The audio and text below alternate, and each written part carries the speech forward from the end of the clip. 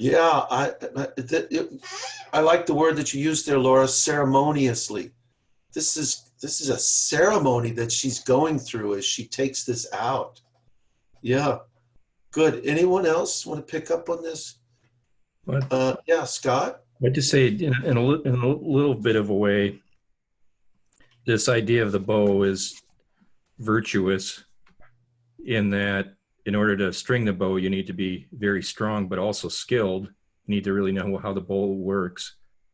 And to shoot through the arrows, you're going to need to be expert, craftsman and in shooting arrows. And so it kind of represents somebody who is going to be being able to take her hand needs to, be tested for their virtue, but it doesn't really completely test their virtue. Obviously, Right. that's more like Right. their manly virtue in terms of strength and skill. Right, yeah. Yeah, Mary. I just thought it was interesting because it's very Greek, isn't it, to make it into a game? Yeah. A game with weapons. Yeah. And so I thought the passage you read, Stephen, was interesting because it was such a minute description of the house, right? And so this would be 800 BC, looking back in time, but you see the blending of bronze and iron, and the descriptions of keys and bolts and various other things. So at least at the time that Homer, whoever it was putting it together, this is what they were looking and seeing when it came to noble houses. Yeah, and you could visualize it, but you could almost hear it as well. Mm-hmm. Kit and then Gary. Yeah, it seems significant to me that this is a weapon that that Odysseus has never taken to war. It's a weapon for the home, and I think having this passage where it's presented in the same context of how of the detail of how the home is kind of constructed, very intimate and personal. There's something very intimate and personal about the weapon and even its use. And I think one reason why only Odysseus can string it is not just his skill as a warrior exactly, but it's something about his familiarity with this particular bow. I really like that. I really like what you said there, that there's something intimate and what else did you say? Something intimate and something about this weapon. Particular, personal, I can't remember which word. Yeah, that was, I think that's really there. I think that there's an intimacy with the weapon and it makes me, okay, I'm going there. It makes you wonder, is the bow does it symbolize an intimacy between Penelope and Odysseus? Yeah, Gary and then Scott? I think Kit's point's well taken there. I mean, that idea of intimacy, okay, and the ease with which he acquires or strings the bow, okay. I mean, it calls to mind, in English literature, Mallory does the same thing with the sword and the stone, okay. He has, people are determining who's going to be the right wise king born of all England. They're trying to yank that sword from the stone, and it was not a question of force of arm or strength of arm. Ultimately, it comes to be a question of character. Right, and yeah, you get a sense of that origins of that test, which everything seems to be a test for Penelope, a test for Laertes, okay, and now a test for who's going to string the bow. Odysseus makes it too easy. I mean, everybody's yanking and cranking that thing, and they can't even bend it. And Odysseus, it's just almost a sleight of hand, and before you know it, the arrows are flying. Right. Yes, right. Scott and Jay, yeah. Yeah, and I agree with what Gary said, and also what Kit, kind of adding what Kit said. It's like an old family heirloom, and it's hidden away in a secret room in the house that she and Odysseus would know about. And she opens the door and hears the creaking, and it hasn't been looked at, since he's been gone. It's almost like discovering Odysseus himself, and she kind of holds the bow, and it's brings back memories like an heirloom might, and it's so personal between them, and to Kit's point about it being used at home, not in war, it's kind of like represents another part of the house, and Yeah, very good. And then what I would add to that is, remember, Penelope is going to test Odysseus. Whether or not it's truly him when she claims that it's him, or he claims that it is he, and she tests him. And what does she test him with? The knowledge of the bed. The knowledge of the bed, right? And it too is described in this kind of detail. And so to me, I see that these two objects bring together quite a bit of the end of the story. I wouldn't have brought them together if Penelope, if Homer did not describe her presenting the bow with the detail that he did.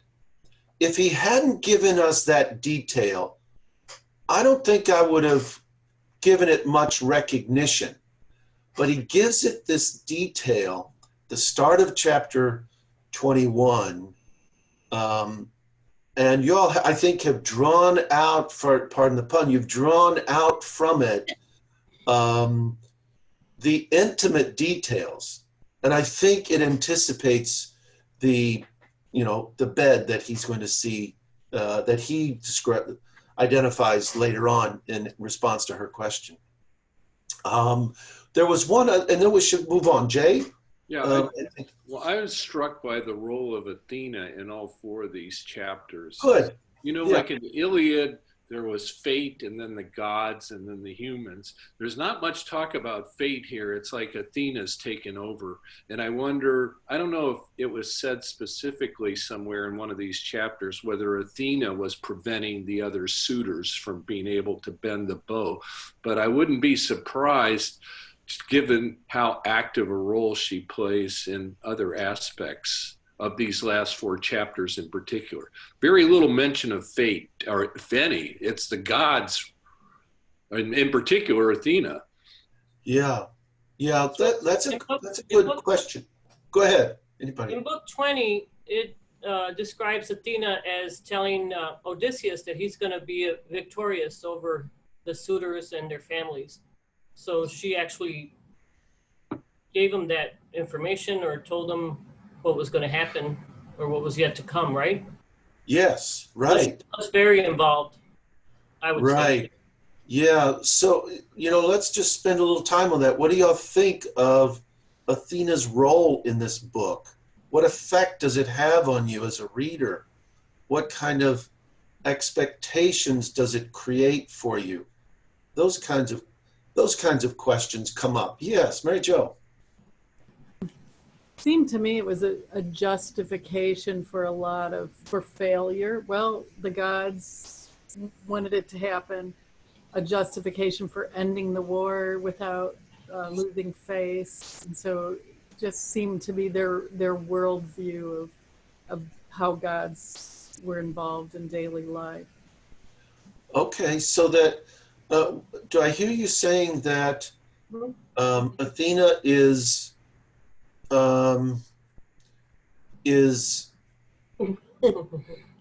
saving, yeah. Go ahead, Rita, go ahead. Kathy this time. Kathy, go ahead. I was thinking that it's Odysseus' fate is pretty much determined by Athena. And, when she lets him go along his way and do everything, but then she ever so gently guides him to the way that she wants him to go. Yeah, so would he get there without her? I don't think so. Yeah, I don't think so either. So she's essential to the book, isn't she? To the story. Yeah. Odysseus is just kind of like bumbling around for the last 10 years doing whatever. And, he winds up back in Ithaca. And I think there has to be some kind of an ending. And so Athena provides that for him. Good. Yeah, Scott and then Gary? Well, I got to say, I saw it different from Rita in that I saw almost like a Hercules, and this is way outside of the book, but Odysseus is being tested throughout this book. His endurance is being tested. His love of the home is being tested. His strength is being tested. His will to not show his true character at certain times is being tested. Athena, if she wanted to, we saw her like delay the sun setting as an example. I mean, that's a pretty big task. But she didn't, allow Odysseus any kind of immediate victory. And in fact, even when she could have, she threw out other tests for him to make it a little bit more difficult for him to show his strength. So I saw that as kind of an interesting Greek sort of idea of, the gods test a man before they bestow honors on him. And Odysseus is one of these people who's getting tested, beyond anybody's imagination, to the point where he almost becomes a demigod. He's a man, he's born of humans, but he's enduring tests that almost only a god could endure, and he's using his guile in ways that he bends fate, and he's doing things that just a normal man wouldn't do throughout all these ordeals, and he's battling nature, all of that. And so I read it completely different, that it wasn't a bumbling thing. It was almost like, how could anybody have so many challenges thrown at him and he still kind of makes it through, Yeah, a normal person couldn't do all that he does, right? Or is there any even extraordinary person that can do all that he does? Sorry, my animals just came in. I thought I had the door closed anyway. Gary, I think you were going to come in on this, and then we'll look some more into chapters. Yeah, I mean, this whole saga of a test predates the actual Iliad even. I mean, Athena's involved in the ultimate test of all, that when Zeus tasks Paris with figuring out who's the most fair, who's the most beautiful, you award the golden apple to, and she gets slighted by Aphrodite on that, and she's bound and determined to take Troy down, okay, to go after all things Paris, all right? So, I mean, in many ways, she kind of starts this up between her and Zeus, okay? And it's interesting that now at the very, very end in 24 of the Odyssey, okay, it's Athena and Zeus basically, finishing what they started. Yeah. The ultimate test. It's over. Aha. Okay. Yeah, good. Alexandra and Kit? But it's not only Odysseus being tested here. I mean, although he's the primary character being tested, we're seeing Telemachus and Penelope in their own ways being tested, and it really speaks to the strength of the family bond, that the three of them in their own way are sort of trying to come back together, however they can figure out to do that. Very nice. That's a really good, important addition, isn't it? Kit, go ahead, and then Mary. It seems like one of the great themes, and I'm so glad Scott started this discussion, is the tests and the challenges, and not just, to Alexandra's point, not just Odysseus, but Odysseus turns around and tests others, and Penelope tests him, and everyone. It's not just the gods putting out tests or challenges to Odysseus, but we see the mortals testing each other in different ways, but the ones who have passed all of the tests of each other as well as of the gods, sort of this family, and the loyal servants or people who are practically part of the family at the end. Those are the last people standing as we have this piece. Yeah, what makes it. Some of your responses are leading me to ask the question: is there smaller tests, is there a grand test? Maybe Alexandra got to the biggest test of all, and that is, how is everybody going to? How is Odysseus, Telemachus, and Penelope going to be reunited? Perhaps that's the biggest test, and having them come together as we do at the end of the book here. And then there are I would say the maybe localized tests, the tests of Odysseus at every stage of the way, whether he's going to overcome this next hurdle. Mary, what else? I think the topic of test is so interesting, because we saw a test in the Iliad, and in that situation it was very puzzling. That's when Agamemnon was testing his troops. But there, unlike the Iliad, when Agamemnon tested his troops, it was highly inappropriate, and it caused them to revolt and run back to the ships, and almost brought the Achaean war effort to an end. And at various other times in the Iliad we saw tests, but not to the same extent as this book. So I've been puzzling over the whole testing thing. And, in one sense, it's because the gods can take human form. So you do need to figure out if the person you're talking to is actually the person you think it is. Since Mentor is actually Athena, and various times the gods go down and play tricks on you, and you see that it's not the same world that we live in. You might have to, when Penelope wants to know who Odysseus is, it could well be a god or a demigod or something else. And I love Gary's point about tests going way back in sort of Greek mythology, because as he was talking about that, I thought about the labors of Hercules, which I assume kind of pre-existed Homer in some way. And so it's a very interesting subject. Yeah, and Mary, one of the points that you emphasized there is the test of the stranger. Yeah. So that comes up time and again. And you'll hear quite often them say, so tell me, stranger. Who are you? Yes, yeah, right. Who are you?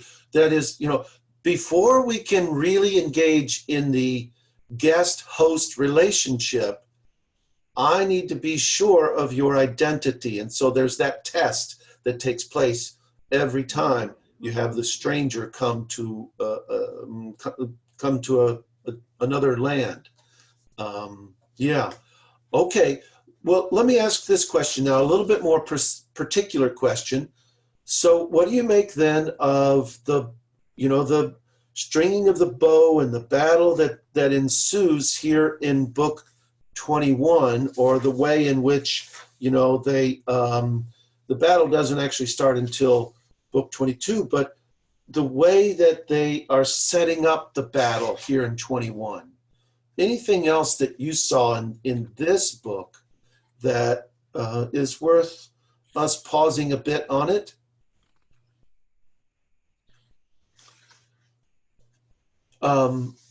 There's a part that I would look at if nobody else has a part.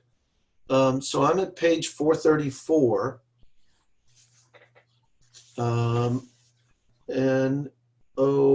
Maybe I'll back up, sorry, to 433. And the paragraph that begins just above line 320, where it says, modest words that sent them all into hot, indignant rage, fearing he just might string the polished bow. So Antinous, rounded on him, dressed him down. Not a shred of sense in your head, you filthy drifter. Not content to feast at your ease with us, the island's pride. Never denied your full share of the banquet, never. You can listen in our secrets. No one else can eavesdrop on our talk. No tramp, no beggar. The wine has overpowered you. Heady wine. The ruin of many another man. Whoever gulps it down and drinks beyond his limit. Wine. It drove the centaur, famous Eurytion, mad in the halls of lion-hearted Perithous. There to visit the Lapith. Aren't you glad I'm reading it instead of you? There to visit the Lapiths, crazed with wine, the headlong centaur bent to his ugly work in the prince's own house. His host sprang up, seized with fury, dragged him across the forecourt, flung him out of doors, hacking his nose and ears off with their knives, no mercy. The creature reeled away, still blind with drink, his heart like a wild storm loaded with all the frenzy in his mind. And so the feud between mortal men and centaurs had its start, but the drunk was first to bring disaster on himself by drowning in his cups. You too, I promise you no end of trouble if you should string that bow. You'll meet no kindness in our part of the world.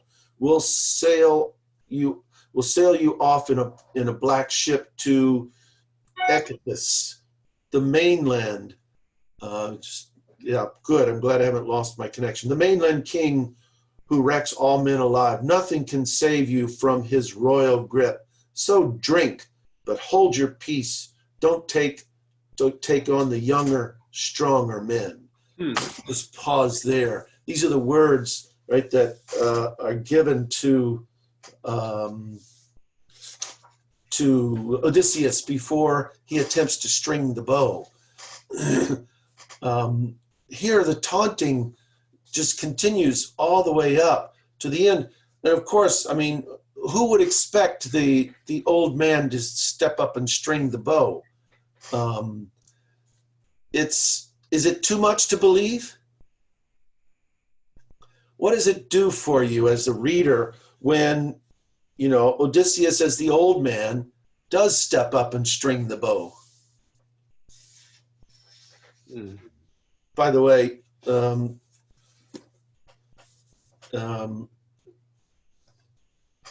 never mind. I'll leave. I mean, I was going to talk about stringing a bow. It's actually a hard thing to do.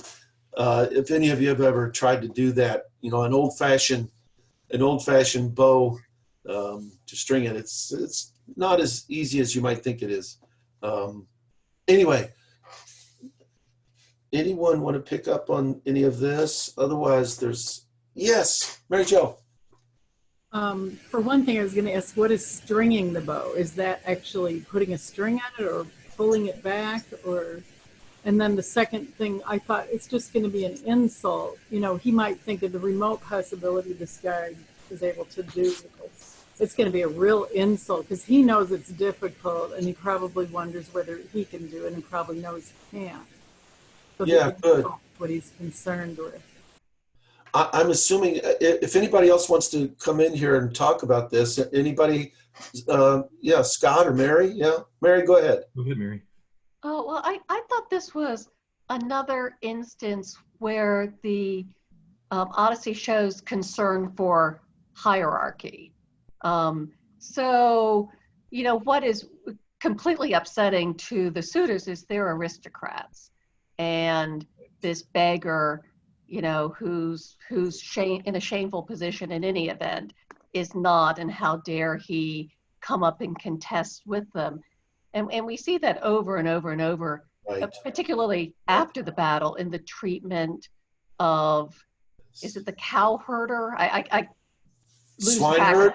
The swine. Well, no, it's the one No, who they right. cut off his genitals and his Right. nose. And then in the treatment of the maids, I thought, you know, that was probably a status violation as well, that they didn't even get a clean death. So again, there are a lot of things going on here, but I just thought it was a reassertion of hierarchy. Very good point. Scott and then Alexandra. Yeah, I'm glad you said that because it was a good lead into what I wanted to say in that it seemed like a lot of form over function. This kind of privileged class didn't earn their status. They inherited their status. And it seems like Odysseus had earned his status. He's got the strength. He can string the bow. He can shoot the arrow. He can go to war. He can build a big estate. These suitors, their parents all went off to war, and they never really kind of taught where this strength of their class comes from. And so it's all form and no function. And you run into somebody who has form and no function, they tend to be a kind of person who, they'd rather take somebody else down than bring themselves up. And it's kind of like emblematic of just how bad their character really is. It's not on what is the true virtue underneath all of this. It's about, I'm given this, and so I have it, and so I hold on to it by holding you down. That's the kind of very good, very nice, Alexandra, and then Gary.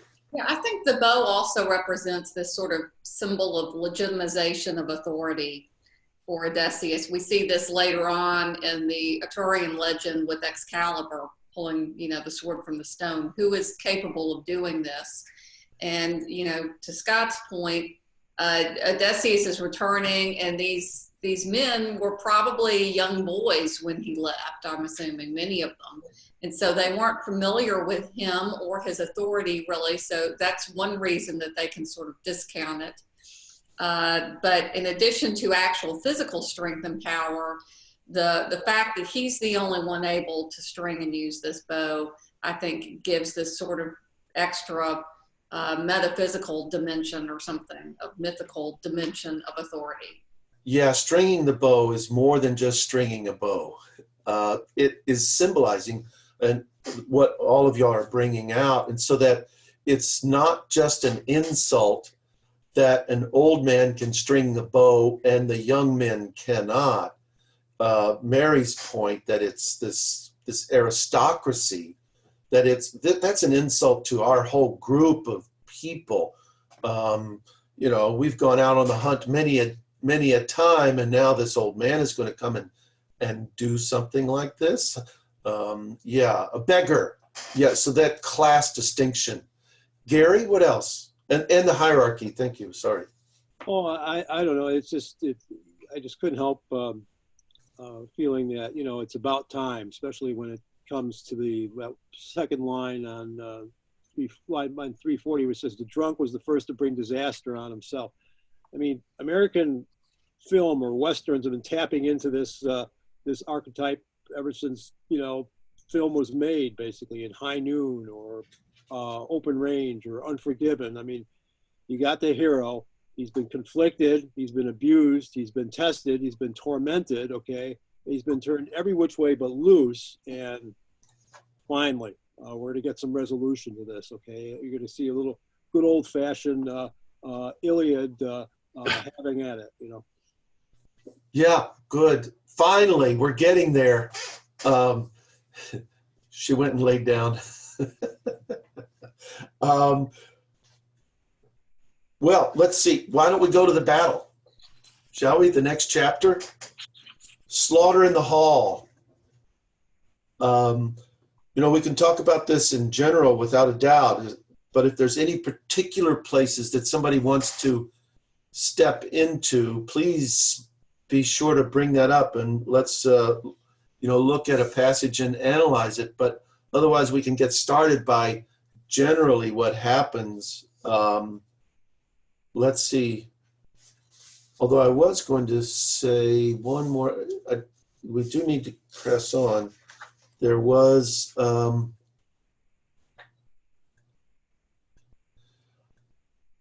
yeah. I mean, we should maybe read him actually stringing the bow, huh?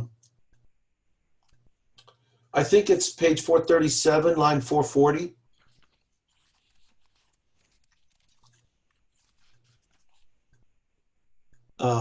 Now he held the bow in his own hands, turning it over, tip to tip, testing it this way, that way. Fearing worms had bored through the weapon's horn with the master gone abroad. A suitor would glance at his neighbor, jeering, taunting. Look at our connoisseur of bows. Sly old fox, maybe he's got bows like it stored in his house. That or he's bent on making one himself. Look how he twists and turns it in his hands. The clever tramp means trouble. I wish him luck. Some cocksure lord chimed in. As good as his luck in bending back that weapon. And so they mocked, but Odysseus, mastermind in action, once he'd handled the great bow and scanned every inch, then, like an expert singer skilled at lyre and song, who strains a string to a new peg with ease, making the pliant sheep gut fast at either end, so with his virtuoso ease Odysseus strung his mighty bow. Quickly his right hand plucked the string to test its pitch, and under his touch it sang out clear and sharp as a swallow's cry. Horror swept through the suitors' faces, blanching white, and Zeus cracked the sky with a bolt, his blazing sign, and the great man who had borne so much rejoiced at last that the son of cunning Cronus flung that omen down for him. He snatched a winged arrow lying bare on the board, the rest still bristled deep inside the quiver, soon to be tasted by all the feasters there. Setting shaft on hand grip, drawing the notch and bowstring back, right from his stool, just as he sat, but aiming straight and true, he let fly, and never missing an axe from the first axe handle, clean on through to the last and out. The shaft with its weighted bronze head shot free. Telemachus, Odysseus looked to his son and said, your guest sitting here in your house has not disgraced you. No missing the mark, look, and no long labor spent to string the bow. My strength's not broken yet, not quite so frail as the mocking suitors thought, but the hour has come to serve our master right. Supper in broad daylight, then to others revels, song and dancing, all that crowns a feast.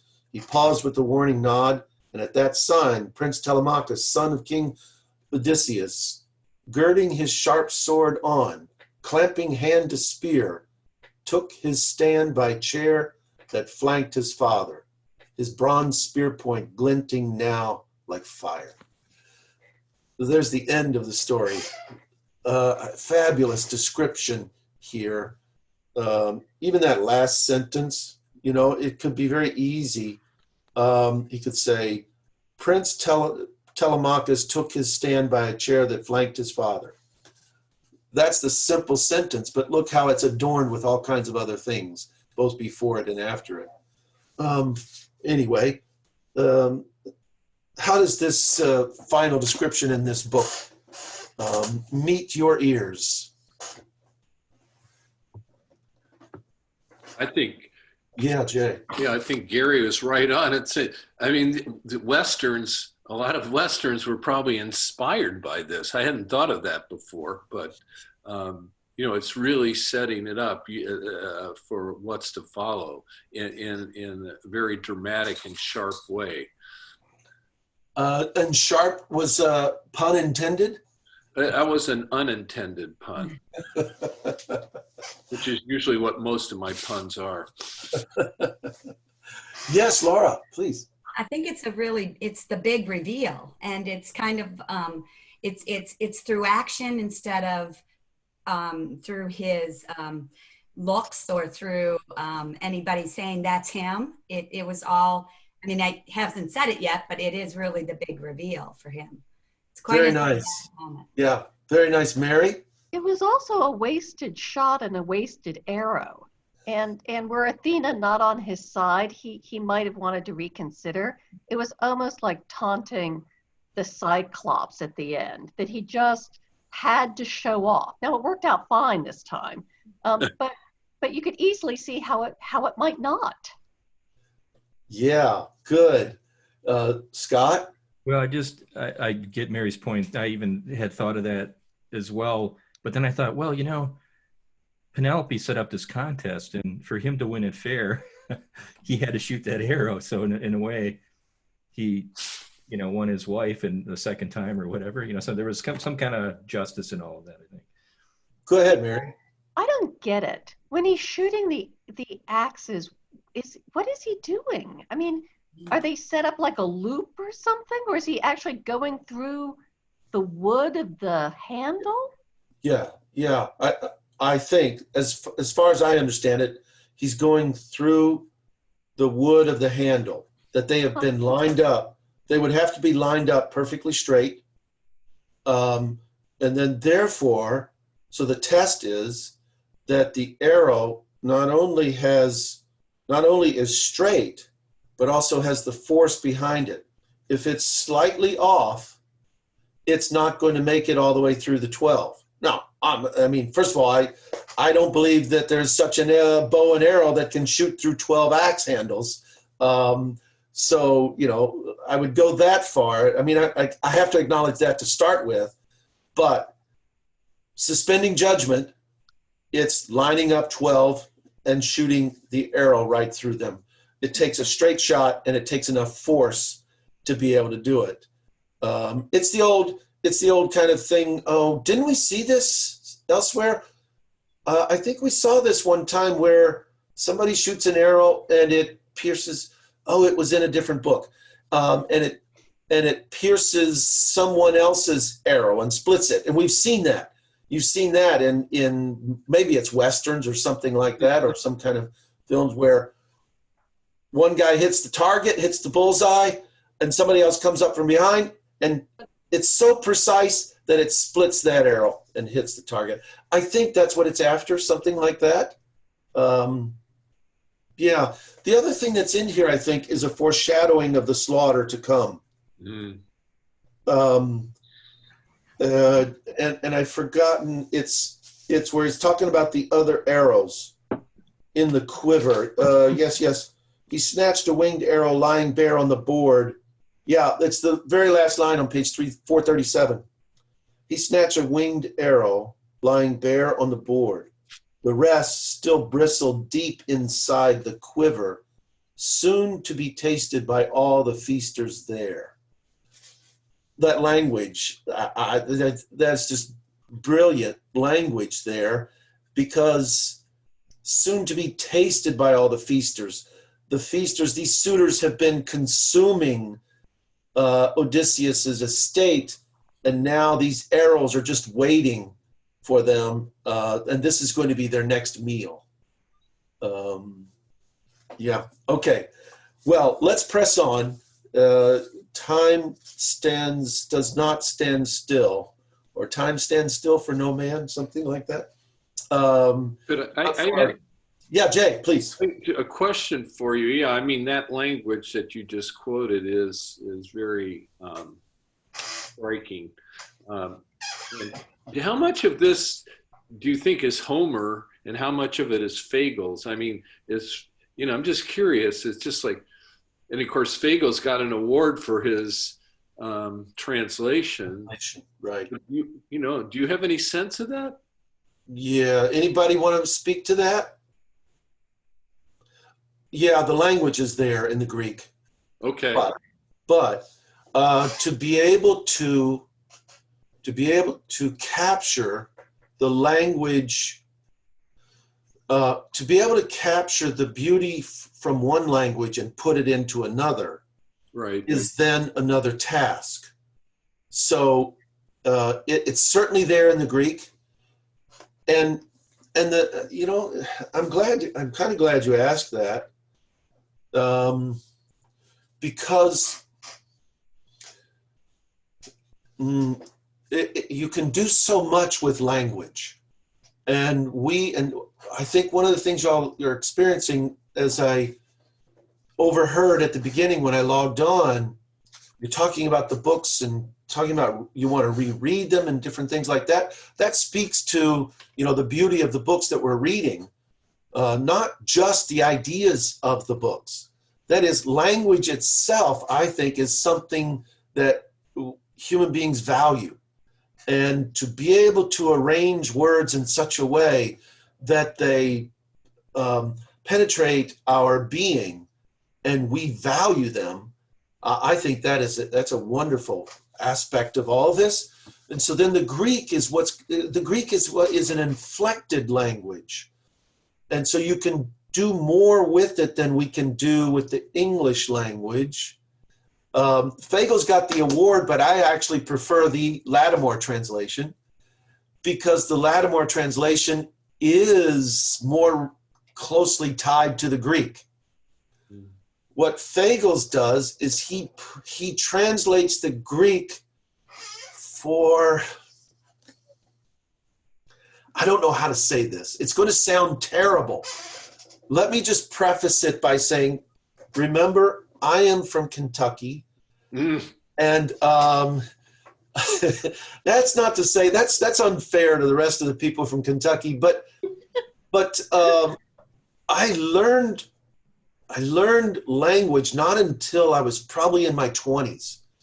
It was not until my third and fourth year of college that I really began to learn about language and literature.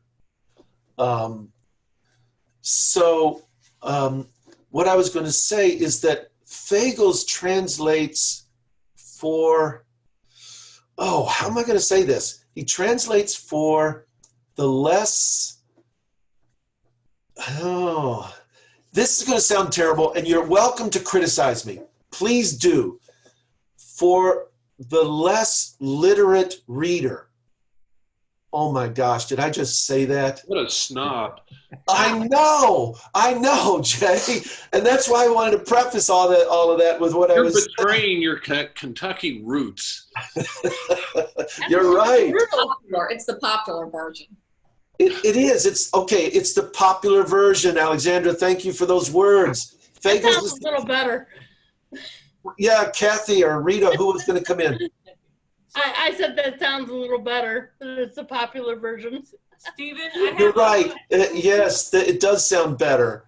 Mary Jo, you were going to come in. Yeah, I think that he uses a lot of idioms that, and sometimes I forget that this is a translation. I think, wow, they use that same idiom, you know, bleed your household white. But if you translated it literally, there would be sort of a different idiom that would be interesting in and of itself. So it makes it easier to read because he's using the way we would express something, but sometimes it's almost too modern. I expect it to be a little more archaic and interesting in that way. Yeah, very good. And Mary Jo, that's the criticism of the other translations of Lattimore, especially. They think that it's too archaic, something like that. But I really like, Alexandra, that this is the popular version. That's the way to put it. That's it, instead of my cumbersome Jay, what did you call it? What? I don't know, snooty or something. Rita, you were. I called you a snob. A snob, yeah, snobbish. That my way of putting it was rather snobbish. But anybody that knows me knows that I could never be a snob. But it did sound that way, didn't it? And I was reluctant to say it. Kathy or Rita, yeah. It's Rita. I have a different translation, and I just wanted to, may I read it? Please do. Tell us where you're reading from to start with. It's that same one you read, he snatched the winged arrow. Yeah, at the bottom of the page. So that's going to be, yeah, you know, line 464 thereabouts. Yeah, thank you. Go ahead. This one says, one arrow lay loose on the table beside him. The rest, which the Achaean lords were soon to experience, were still inside their hollow quiver. He picked up this shaft, set it against the bridge of the bow, drew back the grooved end and the string together, all without rising from his stool, and with a straight aim, shot. Not a single axe did he miss. From the first handle ring, right through them all, and out at the last the arrow sped with its burden of bronze. Yeah. So that tells us that there was already a hole in the axes. Well, there was, the handles have holes. Uh-huh. Interesting. That there's a hole in the handle already, and he shot it through the holes. Right. Uh-huh. Interesting. Did you get that sense from Fagel's translation? No. No, Yeah, I didn't either. I didn't get that sense. But you know what? I would say that, yeah, Alexandra, please come in. I was just going to say, as an aside, for anyone who's sort of interested in this topic, there was a great article a few years ago called The Translation Wars in the New Yorker about Dostoevsky and Tolstoy translations by Constance Garnett and by the Pavir and Bolonsky. And I just checked, it's available online, and it'll sort of explain, you know, how translators go about their craft. Yeah, very good. And what isn't that a husband and wife team? Yeah, one is Russian and one is an American. Yeah, and the one Mr. Pavir, I don't believe speaks any Russian. Yeah, and I think the one was, you know, obviously fluent in Russian, but then I think, isn't it the wife who was so she was the expert in literature, and so they worked together to you know, that one would translate what the Russian means, but then they would work to put it in, you know, a good English form. Yeah, that I remember reading that when it came out. That's a good article. If anybody's interested, nice job. Yeah, very good. Okay, well, let's see. Enough of that. Stephen, can I yes. just, I don't know, I mean, it helps me to remember the time period, and that Odysseus, he was an old man, but he was probably only 40, 45, right? Yeah, let's say, yeah, probably something like that. So, Yeah. I mean, he was really kind of, in our terms, he was at his height of being strong. Yeah, he was less than 50. Right. Yeah. So those of us that are over 50, we've passed our height. Yes, but the other thing is, remember, he only appears to be an old man. He's not actually an old man. Okay, well, let's press on, shall we? As time is pressing on as well. What do you make of the battle? Anybody want to pick up anything from the battle itself, which is in book 22? Scott, please. Yeah, this is just a small detail, but Telemachus forgets to close an ajar door that allows the suitors to grab armor. And I thought that was an interesting slip because, Odysseus probably wouldn't have done that. Right. I always say the apple doesn't fall far from the tree. So it seems like the apple hasn't fallen very far from the tree, but Telemachus has seemingly less confidence in Dad and maybe not quite as much fastidious guile, as his dad, so. Oh, very good. I mean, I think it was an interesting detail they inserted there about that. Yeah, nice. I agree. And it's like, come on, son. Yeah. Pay attention. The details matter here. Yeah. Yeah, good. Anybody else from the battle itself? Gary, please. I mean, it's hard to have any sympathy with the suitors, okay? And you can kind of chalk that up to kind of getting them, they're all getting what they deserve. The thing that I found more disturbing about the battle scene was the aftermath of the battle, okay? After you get, that first tier of suitors wiped out, okay? The way the way Odysseus goes about attending, the second string hangers on, and he starts slaughtering them to the point where Telemachus says, "No, don't let this one go." I mean, it's just, it's like once you get that lightning out of the bottle, you can't put it back in. There's just no stopping our boy.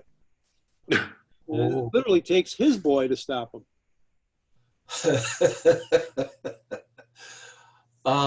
Yeah, that's a really good point. Gary, it sounds to me like you're suggesting that Odysseus went too far. Are you saying that much?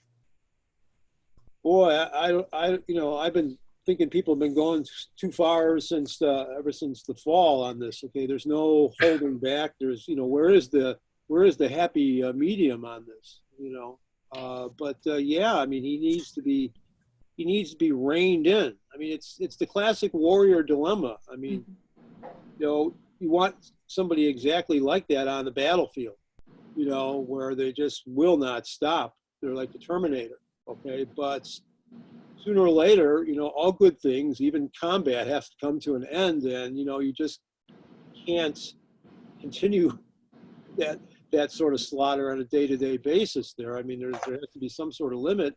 Unfortunately, he's so blinded by the last 10, 20 years that it takes his son to basically see things that he's forgotten about.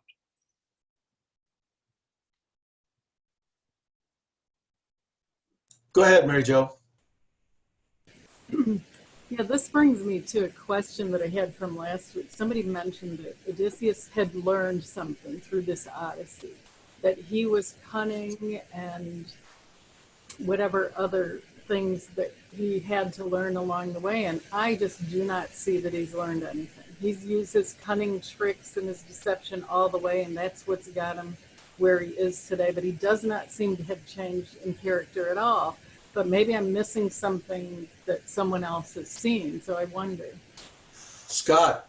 Yeah, both Gary and Mary Jo, the comments they made reminded me of some comments we had when Achilles finally left the ship and engaged in battle in the Iliad. And as I was reading this, I was thinking, wow, you know, it's almost like Achilles unleashed on this crowd. And, Yeah. you know, and Achilles hadn't learned anything either. Rage, you know. And Right. it's almost Right. like an analogy.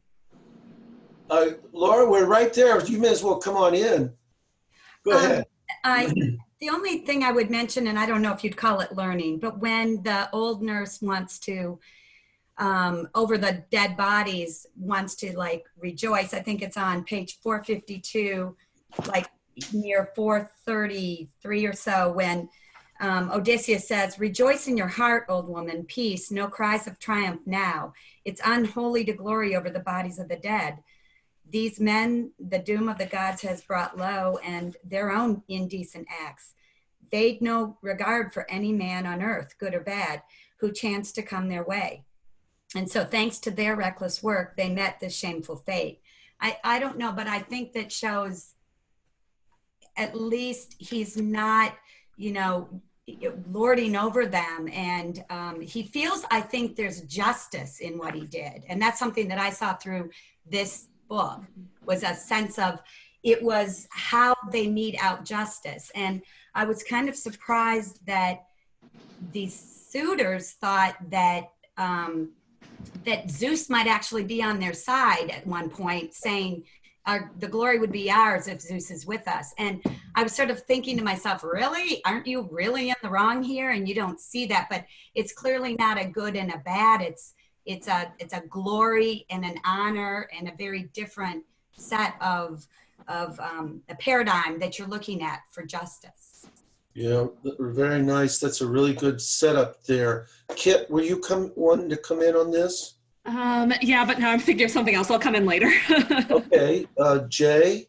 Yeah, I just, I'm thinking back to what Gary was saying. And, you know, I think, you know, with our modern sensibilities, this violence does seem to be over the top, especially when he takes out the women who were consorting with the suitors and having them killed too.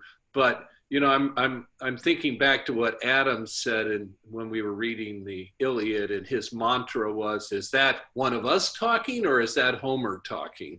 You know, and I guess from Homer's standpoint, what Odysseus did was probably justified. I'm guessing. I mean, even if it makes us grimace.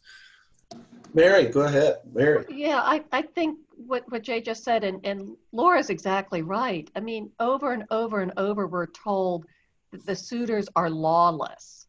And so Odysseus is enforcing the law, you know, and in many other ways we're made to understand lawlessness means, I assume, contrary to custom and contrary to the gods. But the suitors have been warned. You know, there are eagles, there's thunderclaps, there's prophets, you know, there are seers. Over and over and over, they're told, and they're just lawless in every possible way within the confines of this culture. So I didn't see it as a, you know, I understand what Gary's saying, but I didn't see it as an overreaction. I saw it as justice, as when the cowboys plow down the, you know, the outlaws. So anyway, I'm agreeing with Laura on this one. Good. Alexandra, were you coming in on this? No, okay. Kit, did you come? Yeah. Yeah, two things. I mean, one thing I was struck by the hanging of the maids, but that there is a sort of judgment made about who deserves to hang and who does not, and they're picked out. And there's I think that does show some sense of meting out justice, whether we agree that this is just to do or not, but not an indiscriminate killing. And the suitors, except for the, you know, the two in the crowd that who aren't really suitors, who Telemachus picks out, like, no, don't include them in the group. The group as a whole is guilty, so to speak. That's helped me, because to me, before we got into the sense of justice, I appreciate you bringing that up, Mary. it seemed to me like all of a sudden we were in this war zone in the home. Odysseus is called the mastermind of war again. He's it's the feast day of Apollo. We're back in this war zone in home. It was a little hard to square away, but if you see it as sort of a meeting out of justice, that kind of helps there. The other thing that I would add to this, and just throw in as part of the discussion, is to recall Tiresias's words to Odysseus when they met, at the edge of the world, shall we say, and told him that has to go back and do the battle, but then he can go on, and he needs to go on and find a certain spot, a place, and where an oar, remember, is not recognized, and then make your offering to Poseidon there. So there seems to be, it seems Tiresias anticipates the great battle that's going to occur when Odysseus returns, but then he needs to do it properly by acknowledging the gods once victory is his. So y'all have done a nice job at laying out the issues. I won't decide it for you. I have my opinion, but it's no more valuable than yours. I think y'all have done a good job there. Was there someone else that wanted to come in on this? Stephen, yes, Rita. That part where Odysseus killed the women that went with the suitors, I don't think that was very just, because what choice did they have but to give in to the suitors? How could that be justice to have them clean up and everything and then go ahead and kill them anyway? I didn't think that was a very just thing for Odysseus to do, because I don't think the women had any, really any say in it. They had to do what they did, I would imagine. Okay, that's a good question. Mary? I mean, to us, it's just horrifying. It was a terribly upsetting portion of the book because, it seemed that this was part of Telemachus's education, that he goes out and he hangs the maids. And he also defied his father the first time. His father said, essentially, kill them cleanly. And he goes out and hangs them. And so there was all sorts of stuff going on there, right? I mean, obviously he felt a great deal of shame because these were possibly slave women, and they were women, God forbid, and they were dissing him. And so he thought that was appropriate. But channeling Adam in the context of the book, yes, Homer didn't seem to think that this was unjust. I mean, there was that horrible ending to that part where they were fluttering as they were hanging like birds, but not for long. But there was no suggestion that this was unjust. So I completely agree. It was just appalling under our terms. And I'm sure many gender study papers have been written about that passage. but Homer seemed to approve. Mary Jo, yeah. Like we're mostly objecting to the degree of punishment, not to whether these people should have been punished, so that our sense is that punishment should be meted out differently. I don't know if you comments on that. Yeah. Scott, go ahead, and then Alexandra. Yeah, I had the same kind of impressions that have been discussed here, but then as I was kind of thinking it through, I was thinking it's almost like Odysseus's, it's kind of like a city state, and then you have this home state, and the home state was being occupied by foreign powers, and these maids were conspiring with them and being treasonous. And I think the way I kind of took it was that whoever was a traitor or whoever was in occupying power, violating the guest-host relationship, was an enemy, and he had to set a message for any future, contrivers to do the same thing. Alexandra.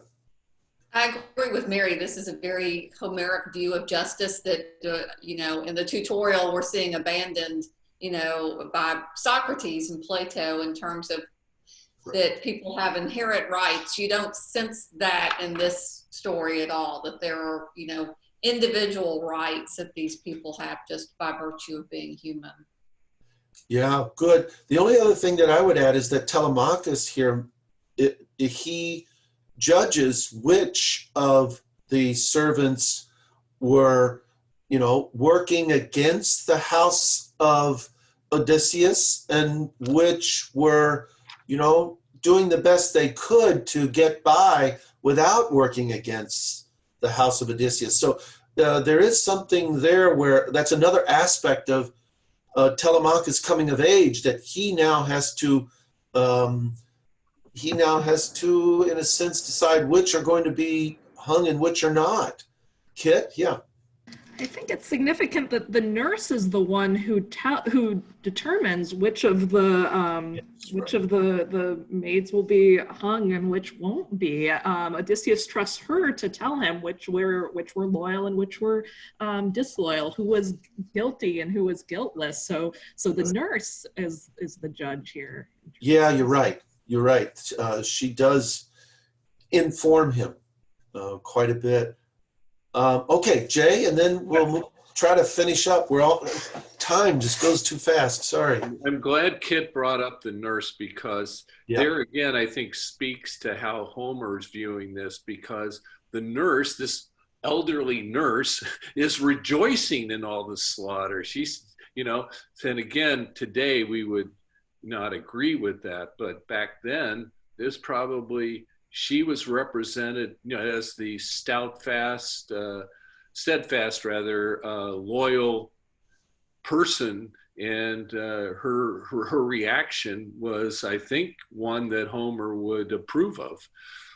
Yeah, and the other thing that I would add is, remember what happens after this slaughter in the house. Their fathers, that is the fathers of the suitors, are now wanting to make war against Odysseus. So, and the question that comes up for me is, how could Odysseus have made a distinction among the suitors? And if he did, would there have been any different outcome? Or would the fathers of the suitors still be looking for him, still wanting to go to war for him? Go to war against him, so that, in a sense, now you have this cycle of revenge starting that you looked at last year in the Oresteia, right? Remember, the death of Agamemnon, which then leads to Orestes, killing others, his mother especially. But notice how that resolves. It resolves by bringing an end to this avenging kind of warfare. But here, it seems to still be going on.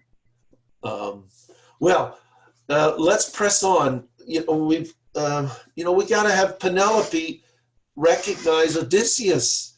They have to meet. We've been doing all this reading. This seems to be the objective for the whole of the book. So we get to this next chapter here, and I've lost my beginning there somewhere. I think it's like 461, 462. Thank you. I'm almost there. Good grief, these pages, they don't turn so easily. There we go. Okay, no, that's not it. There we go. Yeah, no. Oh, that's where they're meeting, right? Yes. Yeah. Right? Jeff, did you want to start us off on that? Sure, probably around line 205 or so, or 461. Good. Okay. Putting her husband to the proof, but Odysseus blazed up in fury, lashing out at his loyal wife. Woman, your words, they cut me to the core. Who could move my bed? Impossible task, even for some skilled craftsman, unless a god came down in person, quick to lend a hand, lifted it out with ease and moved it elsewhere. Not a man on earth, not even at peak strength, would find it easy to prise it up and shift it. No, a great sign, a hallmark lies in its construction. I know, I built it myself. No one else. There was a branching olive tree inside our court, grown to its full prime, the bole like a column thick-set. Around it I built my bedroom, finished off the walls with good, tight stonework, roofed it over soundly and added doors, hung well and snugly wedged. Then I lopped a leafy crown of the olive, clean cutting the stump bare from roots up, planing it round with a bronze smoothing adze. I had the skill. I shaped it plumb to the line to make my bedposts, bored the holes it needed with an auger. Working from there, I built my bed, start to finish. I gave it ivory inlays, gold and silver fittings, wove the straps across it, oxhide gleaming red. There's our secret sign, I tell you, our life story. Does the bed, my lady, still stand planted firm? I don't know. Or has someone chopped away that olive trunk and hauled our bedstead off? Living proof. Penelope felt her knees go slack, her heart surrender.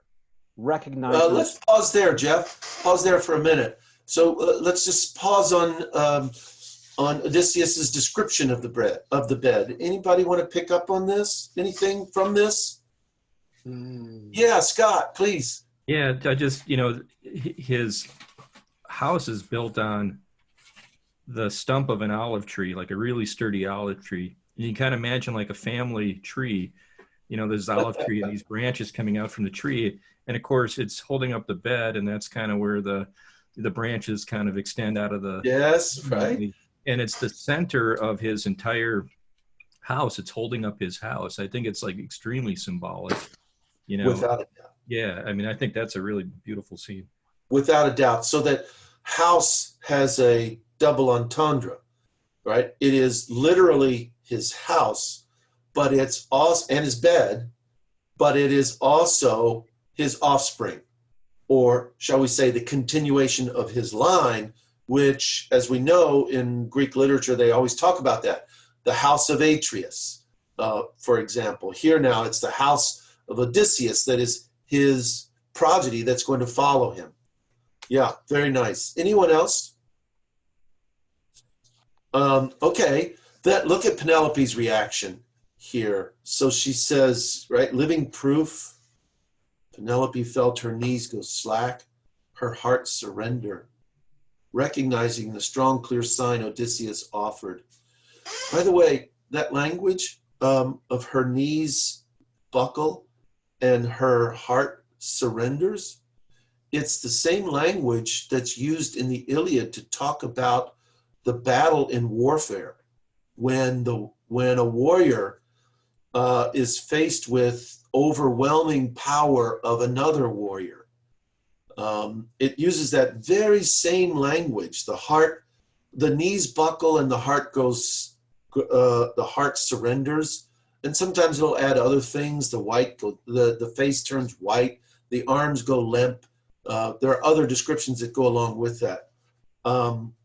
Then she goes on, she dissolved in tears, rushed to Odysseus, flung her arms round his neck and kissed his head and cried out, Odysseus, don't flare up at me now, not you, always the most understanding man alive. It was the gods who sent us sorrow. They grudged us both a life in each other's arms, from the heady zest of youth to the stoop of old age.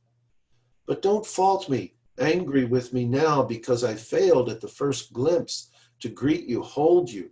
So, in my heart of hearts, I always cringed with fear some fraud might come, beguile me with this talk. The world is full of the sort, cunning ones who plot their own dark ends. Remember Helen, and she goes on from there. So here she now recognizes him. What do you make of her embrace of Odysseus? We've been waiting for this the whole time, and now here's the moment.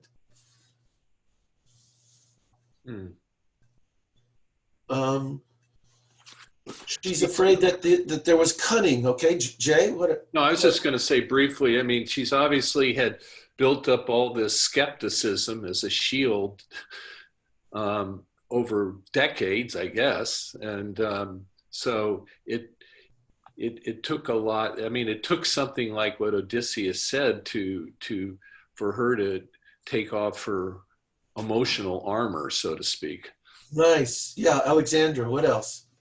And, you know, continuing on from where you just read, when she talks about Helen, I mean, she's developed some caution because of the story, you know, which essentially took Odysseus away from her in the first place. Yes. So, you know, she has learned a lesson there. Yes. And so she's explaining to him, you know, her reasoning. Very nice. Yeah, very nice. And so that you have here, there's comparisons to other women, comparison of Penelope to Clytemnestra, and comparisons of Penelope to Helen. And she is like neither one of them. Yes, Mary Jo. Yeah, I've been thinking all week. I felt like I was pretty hard on Penelope last week, saying, you know, she was indecisive. She really wasn't as loyal as we thought. And so I was looking for evidence of that. And then, you know, a little later, you see Telemachus says a lot of things throughout that, why doesn't she, let's see, let me find one. Sorry. He says, in mother, she neither rejects the marriage she despises, nor can she bear to bring the courting to an end. And so throughout, I kept thinking she has a choice, and there's some indecisiveness here, but I couldn't put my finger on it till I really found the introduction. Now that it's the end, we're allowed to read that, I guess. Page 49 begins a section called Women and Men. And they go through her, Telemachus's real disrespect of her throughout the book. Right. And also, one thing on page 54, it says, yet though her resolve to avoid marriage is firm, she would not be human if she did not feel flattered by the suitor's infatuation with her. And then it goes on to talk about the dream of the geese. So she said, in the dream, the eagle identifies himself as Odysseus and the geese as the suitors, but not before Penelope has spoken of her delight in watching the geese and her unbridled sorrow at their destruction. So I think that was explained a little more, my feeling of like, this isn't that pure loyalty. She's, Telemachus is annoyed with her for, you know, not marrying or doing something about it. And suitors say at this point, she didn't reject us. She didn't say, no, I'm not marrying, get out of here. So anyway, I feel like I was a little justified in my discomfort with her loyalty reputation. Yeah, would you, I'll just put a broader question. I'll take what you're saying, Mary Jo, and make it a little bit broader. What do you think that Penelope's character is ambiguous?